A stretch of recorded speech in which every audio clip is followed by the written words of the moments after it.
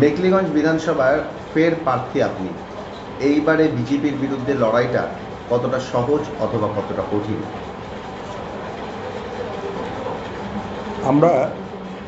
আমি আমার জীবনে বহুবার নির্বাচনে দাঁড়িয়েছি। সহজ কঠিন এই বিষয়টা এক কথায় বলা যায়, নির্বাচন। কারণ নির্বাচনে প্রতিপক্ষ থাকে, যারা সরাসরি প্রতিদ্বন্দ্বিতায় আমরা সামনে দেখতে পাই। মানুষ থাকে, তাদের নানান প্রশ্ন, এবং যারা দ্বারা তার কাছে প্রত্যাশা থাকে নির্বাচনে জিততে পারে যে আমরা এনার কাছ থেকে কতটা কাজ পাবো, এলাকার উন্নয়ন কতটা পাবো, এনাকে সবসময় আমরা কাছে পাবো কি না, মানুষের এই প্রত্যাশাগুলি থাকে। এই এলাকার মানুষ তারা বরাবরই নিজের ঘরের ছেলে হিসাবে তারা আমাকে পেয়ে থাকে। কাজেই বাড়তি সুবিধা আমার কাছে অনেকটাই আছে। হয়তো নতুন প্রজন্ম, ইয়ং জেনারেশন, তারা অন্য মানুষের কাছে সহজে দিতে পারে না, কিন্তু আমার কাছে তারা সরাসরি এসে তাদের দাবি দাবাগুলির কথা বলে। এই এলাকাতেই ছোটোবেলার থেকে এই এলাকায় জন্ম, এই এলাকায় পড়াশোনা, এই এলাকার পাশে জলপাইগুড়ি কলেজ, এইসব বিষয়ের জন্য এই এলাকার মানুষের সাথে ওতপ্রোতভাবে দীর্ঘদিন থেকে জড়িত থাকার কারণে আমার একটা বাড়তি সুবিধা। আচ্ছা, গতবারের বিধায়ক অর্ঘ রায় প্রধানকে সরিয়ে এবার আপনাকে টিকিট দেওয়া হলো। আপনি এরপরে কি দলের মধ্যে কোনো রকম অসুবিধার সম্মুখীন হচ্ছেন? মেখলিগঞ্জ এই বিধানসভা কেন্দ্রে যেই দিনই প্রার্থী ঘোষণা হলো,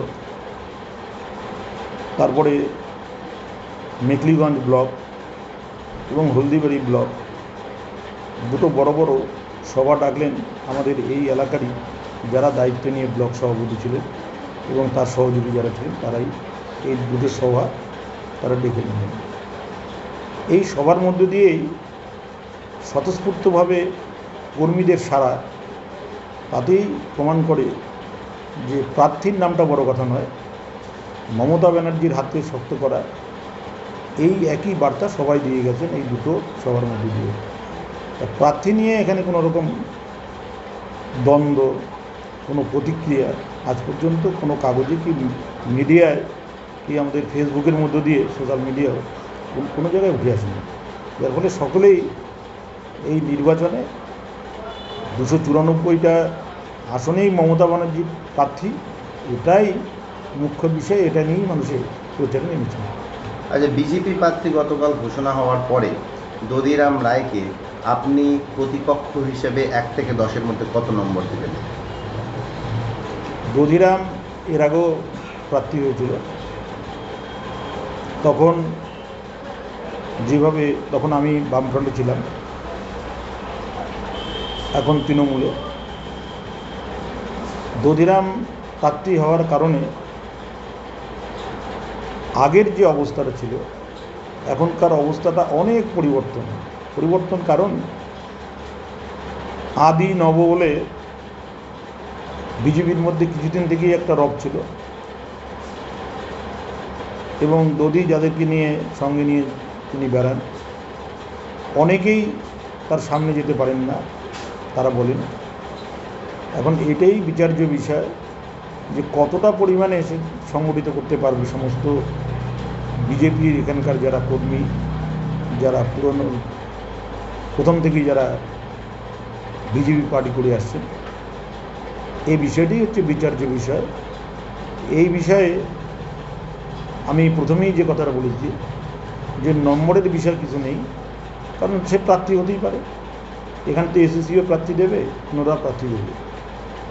সেই বিধে একজন প্রার্থী হিসেবে তাকে আমি মনে করি একজন প্রতিদ্বন্দ্বী, যেমন মোর্চারও প্রতিদ্বন্দ্বী। আচ্ছা, সংযুক্ত ফ্রন্ট এই বিধানসভা কেন্দ্রে নির্বাচনের ক্ষেত্রে কত বড় ফ্যাক্টর হতে পারে?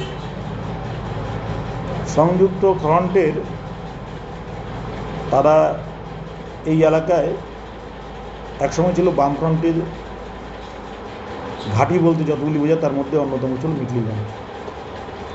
এখনও অনেক জায়গায় পাওয়া যাবে যেখানে এই অবস্থার মধ্যেও তারা বাম ছাড়া অন্য কিছু বোঝে না। কিন্তু সমাজের আরেকটা বড় অংশ মুসলিম সম্প্রদায়, তারা যেমন ভোট ব্যাংক তৃণমূলের,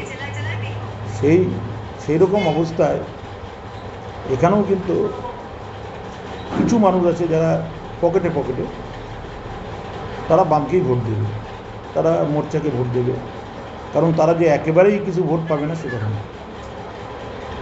আচ্ছা, আপনার বিধানসভা কেন্দ্রে হয়েছে জুই সেতু, তারপরে হয়েছে নারায়ণী ব্যাটালিয়নের হেডকোয়ার্টার, আর পুরো নির্বাচন জুড়ে আমরা দেখেছি বিভিন্ন রাজনৈতিক দল রাজবংশী কার্ড খেলেছে।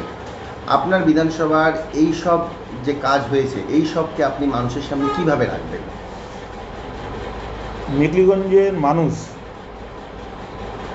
স্বাধীনতার পর থেকে একটি নদী, তিস্তা নদী, এক পাশে হচ্ছে হলদিবাড়ি ব্লক আর এক পাশে হচ্ছে মেখলিগঞ্জ ব্লক, এই দুটো ব্লকের মেলবন্ধন তৈরি করলেন মমতা বন্দ্যোপাধ্যায় তার জয়সূচের মধ্য দিয়ে।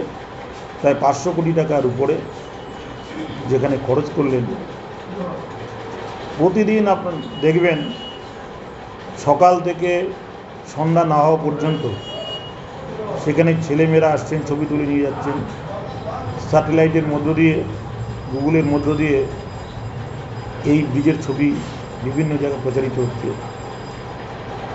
যেটা আমাদের কাছে হলদিবাড়ি ছিল আমাদের এই নির্বাচনের মধ্যেই অন্তর্গত, কিন্তু আমরা মনে করতাম চাংড়াবান্ধা, ময়নাগুড়ি, জলপাইগুড়ি হয়ে সারাদিনের ব্যাপার। আজ 15 মিনিটেই আমরা পৌঁছে যাচ্ছি হলদিবাড়িতে, যার ফলে এই যে মেলবন্ধন ঘটালেন এটা মানুষের মুখে মুখে, এবং মানুষ এত উৎসাহিত। মমতা বন্দ্যোপাধ্যায় তিনি এখানে প্রোগ্রাম করতে আসবেন, কর্মসূচি নিয়ে আসবেন, তার জন্য অধীর আগ্রহে অপেক্ষা করছেন তাকে অভ্যর্থনা জানানোর জন্য। এটা যেমন আমার ভোট প্রচারে বিরাট একটা কাজ দেবে, পাশাপাশি আমাদের কুচবিহার জেলার মহারাজার, কুচবিহারের মহারাজার, তার সৈন্যবাহিনীর নাম ছিল নারায়ণী সেনা। বিজেপিরা, বিশেষ করে সেই সময়কার বিজেপির লোকসভার প্রার্থী নীতিশ প্রামাণিক, তিনি মঞ্চে দাঁড়িয়েই বলতেন যে আমি যদি ক্ষমতায় আসি, আপনারা যদি আমাকে আশীর্বাদ করেন, আমি নারায়ণী সেনা কেন্দ্রীয় সরকারের থেকে নিয়ে আমি নিশ্চয়ই তৈরি করব। এবং বিমান ঘাঁটির কথা বারে বারেই বলতেন। আজ দেখা গেল তার মুখে আর এইসব কথা আর এখন নতুন করে শোনা যাচ্ছে না জেতার পরে।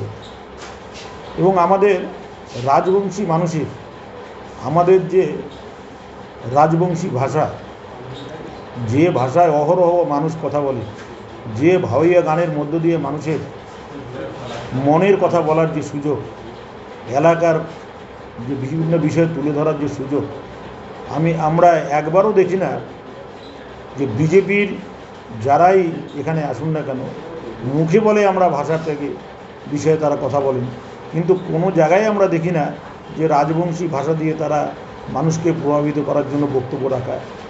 আমরা কখনোই দেখি না আমাদের এই ভাওয়াইয়া গানকে সমৃদ্ধ করবার জন্য দিল্লি থেকে এই একাডেমির উপরে কোনো সাহায্য করা।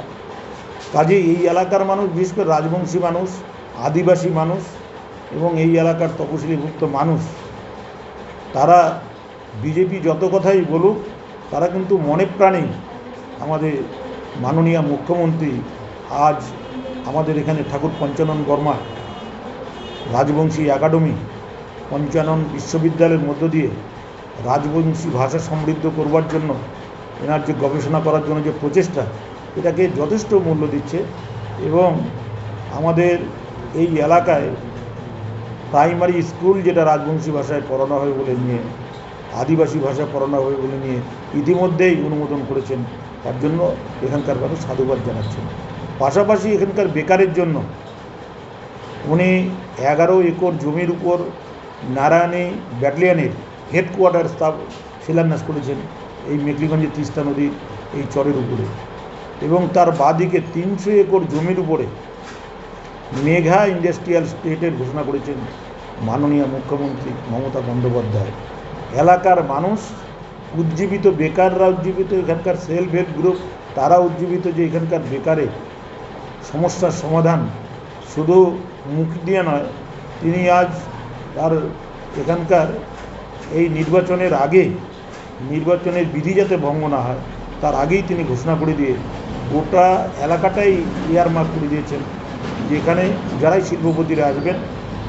হলদিবাড়িতে টমেটো লঙ্কার জন্য বিখ্যাত, আমাদের মেকলিগঞ্জের এখানে চায়ের এখানে বাগান, অন্য অন্য যেসব জিনিস এখানে হয়, এবং এখানে তাঁত শিল্প, এখানকার চট দিয়ে যেসব শিল্প হয় এগুলি সমস্ত করবার জন্য তিনি সমস্ত ব্যবসায়ীদের আগ্রহণ করেছেন। ইতিমধ্যেই অনেকে হিমঘর নিয়ে ইতিমধ্যেই প্রস্তাব এসে গেছে যে যারা আমাদের এখানে হিমঘর করতে আগ্রহী। আমরা আশা করি এই নির্বাচনে এগুলি মানুষের কাছে মুখে মুখে যেমন বেড়ায় তারা কথা বলছে এবং মানুষ প্রত্যক্ষ করছে যে উনি মুখে যেটা বলেন সেটাই করেন, সেটা আরেকবার প্রমাণিত হয়ে যাবে।